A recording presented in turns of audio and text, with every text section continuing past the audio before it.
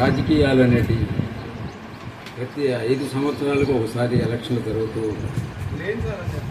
దాంట్లో రకరకాలుగా పార్టీలు మారుతూ ఉంటాయి.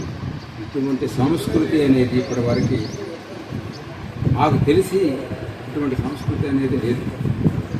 ఈ గడిచిన 50 రోజుల్లో 2 నెలల్లోనే టీడీపీ వాళ్ళు చేసిన అరాచకాలు చూస్తుంటే ప్రతి ఒక్కరికి, నాకే కాదు వైఎస్ఆర్ కాంగ్రెస్ వాళ్ళకే కాకుండా టీడీపీలో ఉండే సరైన వాళ్ళకి ప్రతి ఒక్కళ్ళకి కూడా ఇది చాలా అన్యాయమైన విషయం అనేది వాళ్ళకు కూడా అర్థమవుతుంది. బహుశా ఇవి చేసే ఈ పనులు చేసే వాళ్ళకి అసలు అర్థమవుతుందో లేదో కానీ తెలియదు. కానీ ఖచ్చితంగా ఇది రేపు పార్టీ మారిన తర్వాత వాళ్ళు ఎన్ని అనుభవించాల్సి వస్తుందో అనేది వాళ్ళు గ్రహించకుండా వాళ్ళు ఇష్టం వచ్చినట్టు ప్రవర్తిస్తున్నారు. ఇటువంటి పద్ధతులు మానుకోకపోతే మాత్రం చాలా నష్టపోతారు. ఈరోజు రకరకాల పద్ధతుల్లో చంద్రబాబు నాయుడు చెప్పిన పథకాలు చాలా ప్రజలకి అందరికీ అట్రాక్షన్గా చెప్పాడు.